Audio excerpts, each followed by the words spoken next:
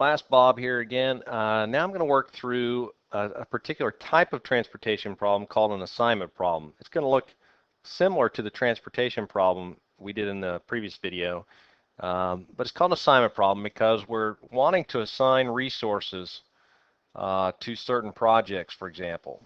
So it might be the case that I have, let's say, 4 project managers, and to keep it simple, let's say I have 4 projects. So the nodes on the left correspond to project managers.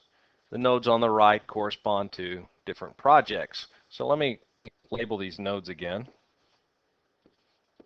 Okay, 1, 2, 3, 4. And now the main difference between this and a typical transportation problem is every single project manager has a certain capacity, typically 1, meaning my project manager cannot handle more than 1 project. If you're a project manager, you may disagree. But the idea here is to only assign 1 project to each of my project managers. And then every single project has a need, a demand, if you will, of 1 also. Every project needs a manager. So this is very similar to a transportation problem. On the left-hand side, we have a supply. We have these project managers that can supply their management. And on the right-hand side, we have a demand. We have these projects that have a need for a project management. And then it may be that depending on who we assign to which project, we may incur different costs or we may enjoy certain benefits. So this assignment problem could be a maximization problem or it could be a minimization problem, depending on the meaning of the numbers we're about to put on these arcs. Okay, gosh, this is a messy thing here. Okay, can you read that? There's only 16 different arcs now, so that is just a big mess. And the meaning of that, essentially, let's say that each arc represents the number of man hours needed for a particular project manager to handle a particular project. So let's say this first project manager is an expert. It'll take them 4 hours to knock out project 1. If we put them on project 2, it'll take them 3 hours. Put them on project 3. That's not much of a project. It only lasts 3 hours. But anyway, maybe project 3 is a topic they're not particularly good at, and it'll take them 8 hours if they handle project 3. Project 4, if project manager 4 handles project 4, let's say it takes them 5 hours. So now these numbers on each arc represent the number of hours that it will require of a particular project manager to handle a particular project. Okay, and because these are hours, we'd want to minimize those. Now, these numbers could just as easily be benefits. These could be the potential sales dollars if I tie up salesperson 1 with client or lead number 1. Then maybe that means they'll potentially sell them for $1,000. And if I put salesperson 1 with client 2, potentially they'll sell that client $3,000. So again, the numbers on these arcs could be something positive or something negative. They could be sales dollars generated, or they could be man hours required. Let's stick with the man hours required and make this a minimization problem. We want to minimize the amount of hours that our employees are needing to complete their tasks so that we can use those hours for other tasks. So similarly, let me add some numbers here. Maybe number 2 is an average run-of-the-mill project manager, but she's got skills where she can work on any project pretty well. Project manager 3, this person is a new person. They need some help. It's going to take them a while to complete most of these things. So we're going to put those numbers here. Okay. And project manager 4, let's see. Let's say they're kind of an average as well.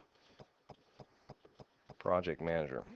So there's numbers for every single arc, and now we could construct, as we did with the transportation problem, a minimization objective function. And so, for example, it's going to start by saying 4 times x11 plus 3 times x12 plus, and I'm not going to write all this out because I think you'd probably fast forward, plus, I'm going to get all the way to the end here, and it's going to be this last one, 8x44. Okay?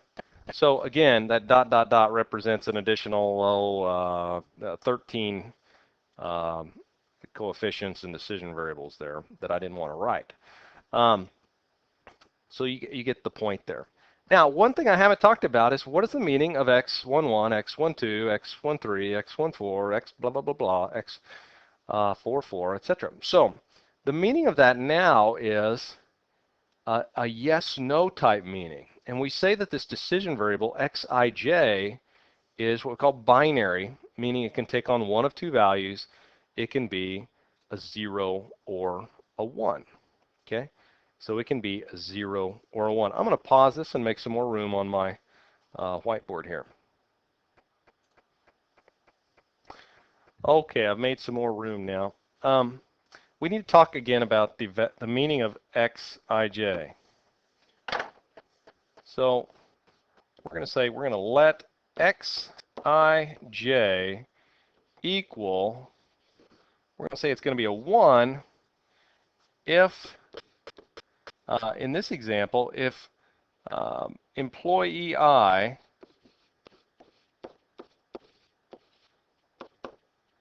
is assigned to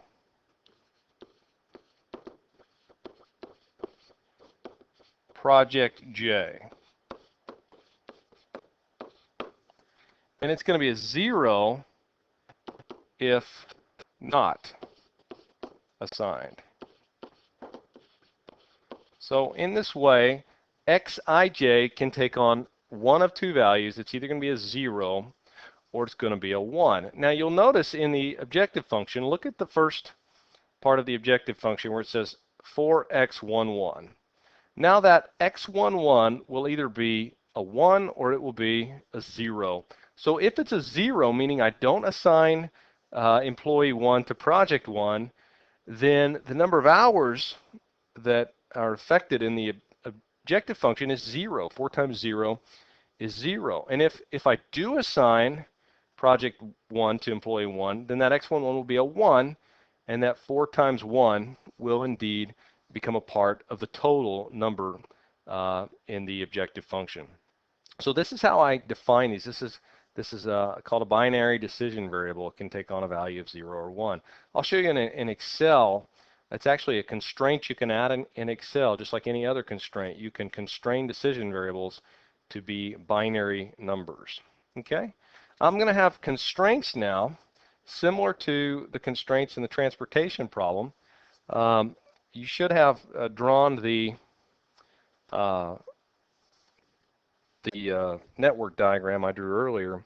But essentially, I have the constraint that says I cannot assign employee 1 to more than one project, and that's going to look like this.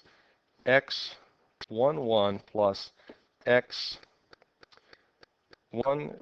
plus x13 plus x14 must be less than or equal to 1.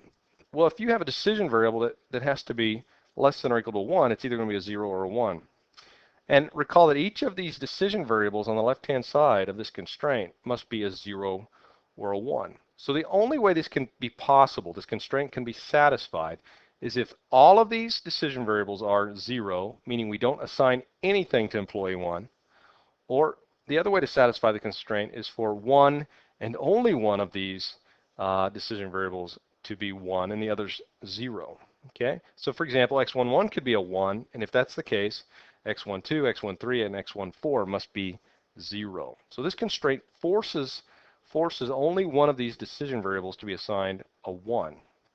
In other words, it ensures that project manager 1 is only assigned one project. Where you're going to have similar constraints exactly like that for project manager 2. 2.1 plus x 2.2 plus x 2.3 plus x 2.4.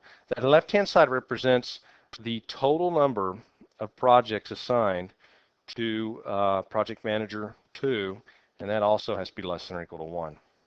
we're going to have an exact same constraint for 3 and 4. I'm going to write them pretty quickly here. 3, 1 plus x, 3, 2 plus x, 3, 3 plus x, 3, 4 must be less than or equal to 1, x, 4, 1 plus x, 4, 2 plus x, 3 plus x, 4, 4 less than or equal to 1. Now, those are the 4 constraints that say I can't assign more than one project to each of those 4 employees. Now I need 4 constraints that say every project, or rather, let me say it differently, each project must have a project manager. If I look at the following left-hand side, if I say x1, 1 plus x2, 1 plus x3, 1 plus x4, 1, that represents all of the assignments pertaining to project 1.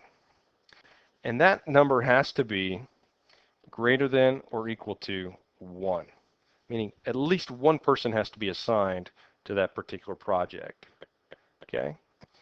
Now then, you'll have 3 more constraints exactly like that, and that's the gist of an assignment problem. So you'll have x1, 2. Now we're talking about the potential assignments to project 2, plus x2, 2, plus x3, 2, plus x4, 2, and that has to be greater than or equal to 1. So this is a very simple assignment problem.